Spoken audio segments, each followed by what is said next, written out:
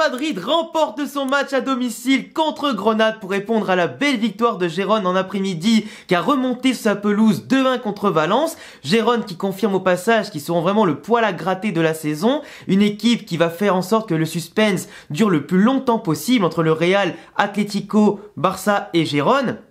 Et forcément, il fallait qu'on leur réponde ce soir, à domicile aussi, contre Grenade qui vraiment n'a rien proposé. Que ce soit offensivement, où ils n'ont tiré qu'une fois ou deux au cage, et même pas de manière dangereuse, et défensivement, ils ont voulu mettre le triple ou quadruple but dès le départ, mais vu qu'on a marqué assez rapidement quand même, au bout de 20-25 minutes, après ils étaient obligés de se découvrir, de laisser beaucoup d'espace entre leur milieu de terrain et leur défense, entre leur attaque et le milieu, c'était aussi le bordel chez eux. Une équipe plus que coupée en deux qui jouait soit l'attaque, soit la défense, et forcément, nous on pouvait se faufiler, faire tranquillement nos petits chemins vers la cage adverse. On avait les transitions qui se faisaient le plus facilement avec des sorties de balles ultra fluides, des constructions en tout cas qui étaient quasiment jamais arrêtées, jusqu'aux abords de la surface de Grenade, qui peinaient à nous récupérer le ballon alors que eux, ils devaient forcément faire beaucoup de passes ou des fois allonger les ballons mais ils le perdaient automatiquement. On était tellement bien quadrillés aujourd'hui et tellement bien placés qu'on n'avait aucun souci à se faire. Notre pressing était naturellement en place et on leur coupait les ailes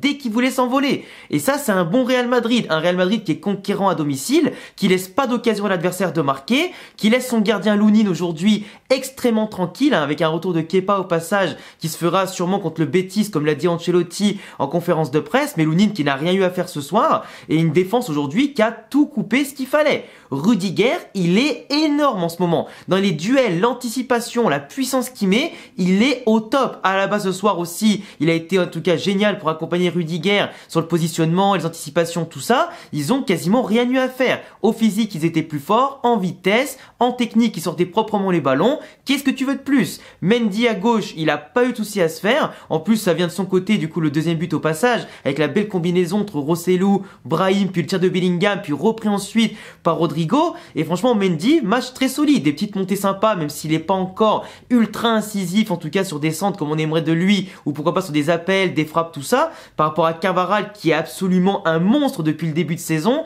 qui en tant que capitaine, franchement, dans ses montées, ses propositions, son apport, il est phénoménal. Il a bloqué Brian Zaragoza, mais hyper facilement, qui était le seul gros danger en tout cas de l'équipe de Grenade. Il en a fait limite son petit porte-clés qu'il a mis dans la poche, tu vois. Après, il est sorti à la mi-temps, donc j'espère que c'était juste pour souffler ou un petit pépin, mais pas très grave, parce que perdre Carvajal, ça ferait quand même bien chier vu comment à ce point-là il est en forme. Vasquez, il est rentré, on n'a pas vu de différence, en tout cas négativement, en défense comme en attaque. Il a proposé, il a débordé, fait des jolies 1-2 avec Valverde, avec Brahim, avec Bellingham. Pas forcément décisif, mais en tout cas, il n'a pas été débordé de son côté. Il n'y a pas eu d'occasion venue en tout cas de sa part, donc forcément, on peut pas lui en vouloir de quoi que ce soit. Il a fait son match comme il le fallait, il a appliqué les consignes. Après, au milieu de terrain, Toni Kroos aujourd'hui, il a été un pur régal, mais ça passe les gars. Rien que ça passe sur le but de Brahim, sur l'appel de Brahim, il a mis mais tellement belle. Comment vous voulez qu'on se passe de Toni Kroos les gars? Quand il va arrêter le football, on peut le critiquer qu'il est un peu lent en 6, que c'est pas le meilleur récupérateur idéal, tout ça, suivant les équipes, tu vois, qui ont un gros pressing, beaucoup de densité physique, tout ça. Mais contre Grenade, ou dans les équipes, ou contre les équipes, pour laquelle en tout cas tu as une large possession du ballon, où tu organises tellement bien ton jeu, ta tactique et ton positionnement sur le terrain, que tu leur coupes toute occasion, tu es tranquille.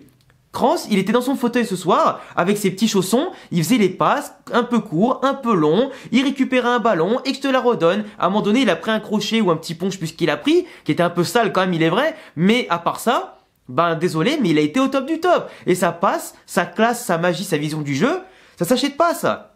Quand il arrêtera, on va pleurer, je vous le dis. Mais sinon, match parfait. Valverde, j'aimerais bien quand même que même si là Ancelotti lui demande d'être un peu plus bas en l'absence de certains joueurs forcément pour compenser, et j'aimerais bien quand même qu'il se lâche un peu plus, qu'il marque un peu plus, parce que là, et qu'il tire surtout un peu plus avec sa frappe de zinzin, parce que oui, il apporte, il fait des crochets, etc. Il a eu une occasion à un moment donné où il fait un magnifique appel dans la surface, il a contrôle pied gauche, il frappe pied droit ou l'inversement, je sais plus, arrêté par le gardien à bout portant, mais j'en attends tellement plus de Valverde parce que je sais qu'il peut faire plus, tellement il est généreux, tellement il récupère de ballons, c'est le travailleur de l'ombre. Il est fantastique Valverde en ce moment. Il est injouable. Vraiment, il est intestable. Sinon, Brahim Diaz, le MVP du match. MVP du match. Quand il est titulaire, il est toujours bon.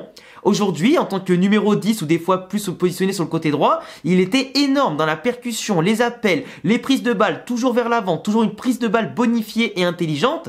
Un but, et en plus entre guillemets le but de Rodrigo vient d'un centre en retrait de sa part sur un bel appel où Rosselló lui met bien dans la course. Brahim Diaz, bon, il a pas eu la passe décisive parce que Bellingham a raté, on en reparlera un peu après, mais Brahim Diaz, il était dans tous les bons coups. Son appel où il prend la balle depuis la droite de la surface, il la donne en retrait, il fait l'appel en montrant bien qu'il y va, tu vois, et il fait tout ce qu'on attend d'un mec à son poste. Crée du déséquilibre, crée du jeu, prendre les ballons, en plus il redescend souvent les prendre et il se bat pour les récupérer, il provoque des fautes en plus des fois sur les récupérations un peu difficiles, donc il laisse souffler son équipe, il fait en sorte qu'on a la balle et en plus il la bonifie. Et son but où il fait un petit contrôle et il a pas le temps de réfléchir, petit lob, petit piqué, c'est magnifique et ça montre toute l'intelligence du bonhomme, toutes ses qualités au service du collectif et ce qu'il peut apporter en jouant. Et là Ancelotti, il a pas le choix d'utiliser, même si de base il était pas trop fan du joueur, et il est en train de lui donner tort, Brahim Diaz est en train de lui donner tort en mode t'aurais dû me faire jouer avant frérot. Et ça c'est vrai. Et globalement, je me lève de ma chaise quand je le vois ce mec.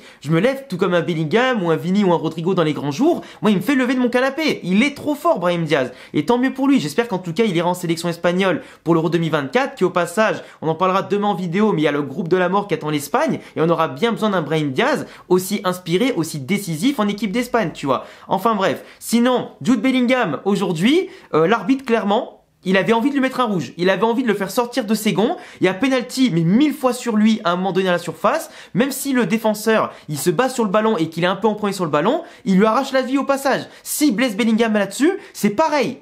Intention de jeu sur le ballon ou pas du tout, c'est faute et penalty. Il y a contact, frérot. Il y a contact penalty.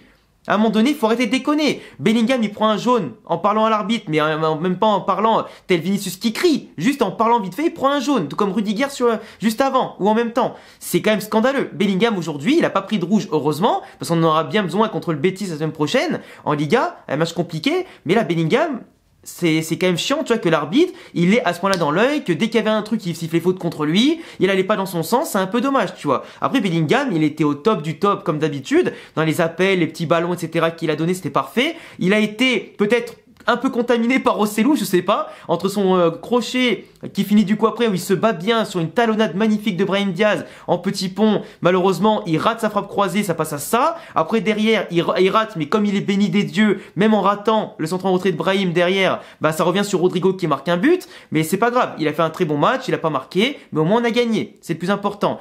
Rodrigo, même s'il n'a pas été incroyable aujourd'hui, qu'on l'a pas beaucoup vu, même s'il a été très mobile à gauche, à droite, dans l'axe, tout ça, il marque un but. 5e match de suite en marquant, chose qu'il ne faisait pas depuis très longtemps. Et même lui, quand il a marqué, il a fait la célébration en mettant ses doigts là. Et ça montre qu'il est excellent en ce moment.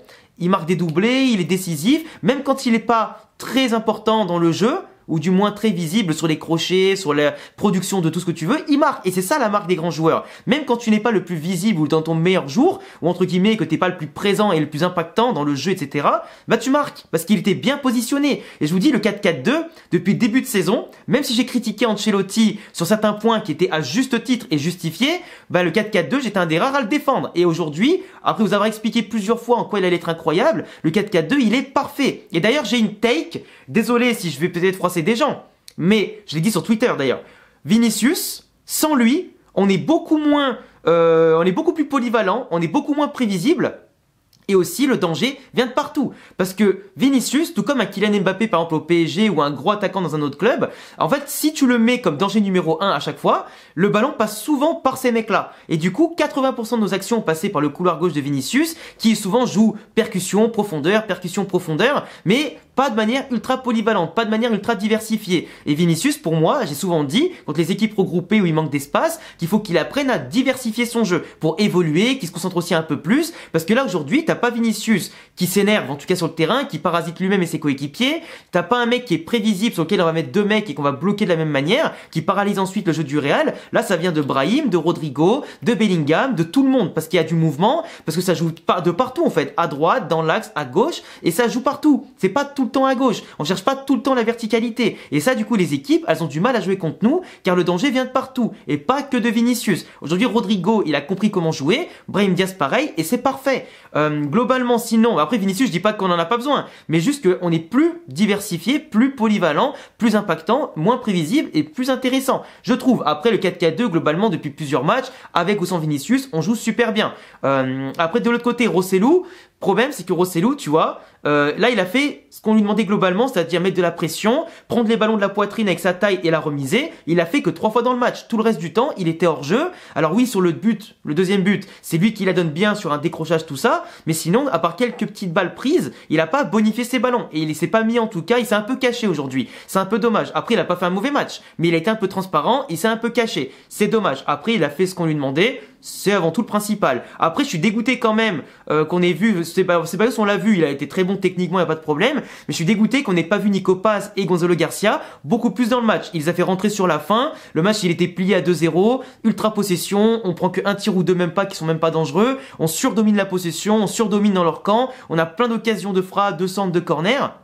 Et tu vois, mis à part l'arbitre qui est le seul flop du match à mon sens, avec les décisions un peu bizarres, les engueulades sur les joueurs, les cartons, les pénaltys pas sifflés, et même le corner qui siffle pas en fin de première mi-temps pour siffler à mi-temps. Je veux dire, Brahim Diaz, Gonzalo Garcia et Nico Paz, j'aurais aimé les voir plus, surtout Nico Paz, qui marque un but contre Naples en Ligue des Champions qui nous fait gagner. Il a quand même gagné le droit de jouer 25 minutes encore une fois aujourd'hui. Surtout dans un match où il y a de l'espace, il y a du jeu, et malheureusement il peut pas se mettre en évidence pour 5 minutes, tu vois. Donc c'est un peu dommage. Ancelotti, comme d'hab, il veut donner certes la priorité aux joueurs de l'équipe 1, mais dans un match comme ça qui est maîtrisé, tu peux sortir plusieurs joueurs en même temps et pas attendre la 85, tu vois. Même s'il peut tout se passer en Liga, quand même. En plus, demain, t'as Atlético-Barça, enfin Barça-Atlético, qui peut, pour l'instant, on est à 7.2 ou de l'Atlético, mais ça peut peut-être être plus pour l'un, moins pour l'autre. Donc, tu vois, c'est quand même bien aussi de donner du temps de jeu à tout le monde. Enfin bref, pour moi, le match était ultra cool à voir. Bravo le Real Madrid. Et puis, voilà, on a récupéré la première place. Je suis très content. Un match maîtrisé, contrôlé, offensivement,